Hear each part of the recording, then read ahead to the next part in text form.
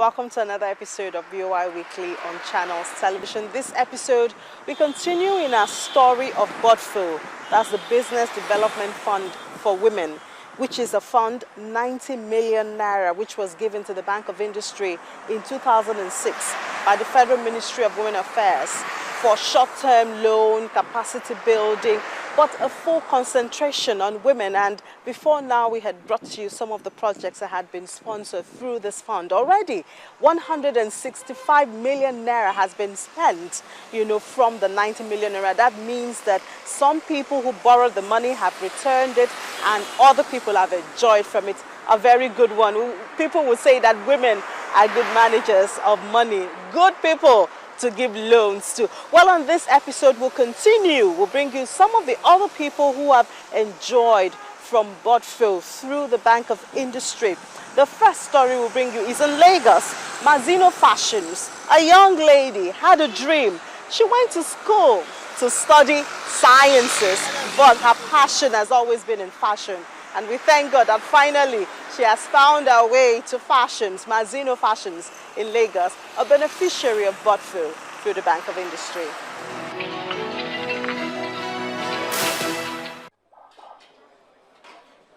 The premises of Mazino Fashions at Shop 70 of number 12 King George Road on Lagos Island.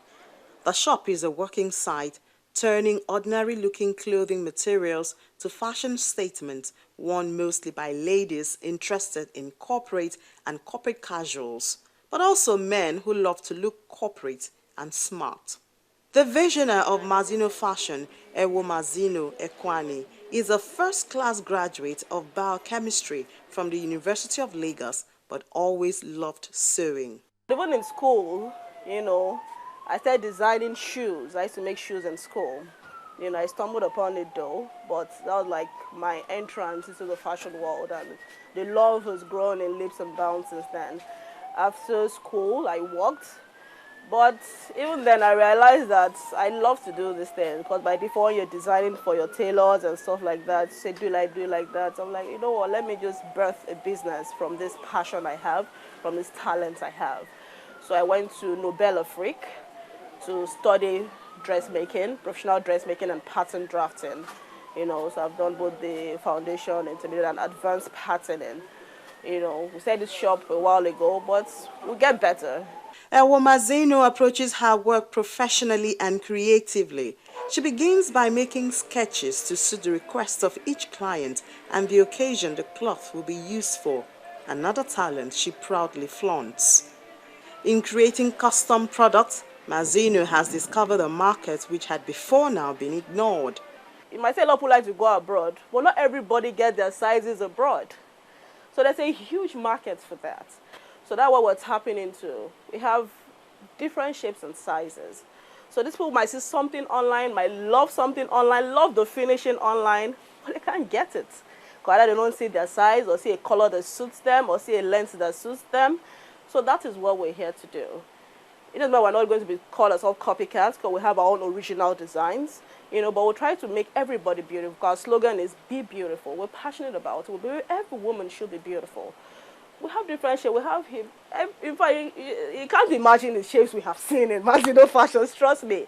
And the testimonies we have gotten, maybe a lady that never sees her size or sees something that makes her beautiful. So what we want to do is we're giving you a better alternative to the ready-mades. After creating the designs, our employees have a large role to play in bringing the designs to life. We pay attention to this, our finishing. My tailors are undergo a series of trainings. And training not just on the job training, say you must learn how to sew. I think we do a lot of personality training as well, customer service. Because when you appreciate the customer and appreciate that customer's patronage, I appreciate the fact that this customer works hard for this money. I also appreciate the fact that for the customer to make that decision to patronize a tailor-made cloth. I call it couture, you could call it any other thing, but we're tailors, man, we're so clothes, In Nigeria, I'll call us Tailor Laurent, things like that. It's a lot of work. So once you got that customer able to make a dress, you need to put your best foot forward. So I make sure my guys understand that. We're a family here, we're a team here.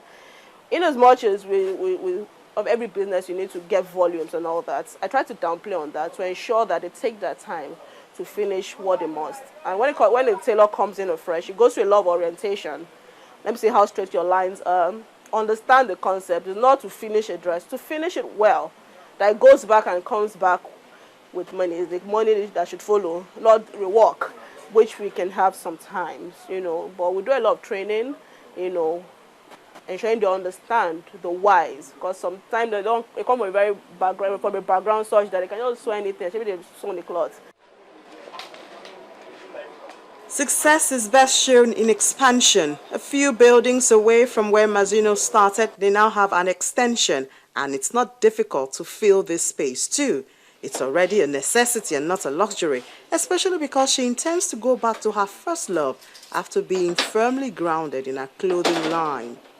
I'll still go back to shoemaking. That's what they were expanded. We have a second shop now. So part of it is going to be dedicated to shoemaking. What I used to do then, I used to design, get the materials from Mushin. I had like 2 shoemakers that would interpret these designs, and I sell, I market, I collect the money, But what I want to do now is to do it professional, like I say. In order than doing that, now I want to bring it home to my shop, let me be in control. Because obviously in that, I was a student, so there was not so much at stake, small here, small there. But now I want to do it properly, do shoes properly. So I'm going to go for a training in shoemaking first and foremost, because I've learned the hard way too, that whatever you do, you should at least have a knowledge about it. You must be knowledgeable.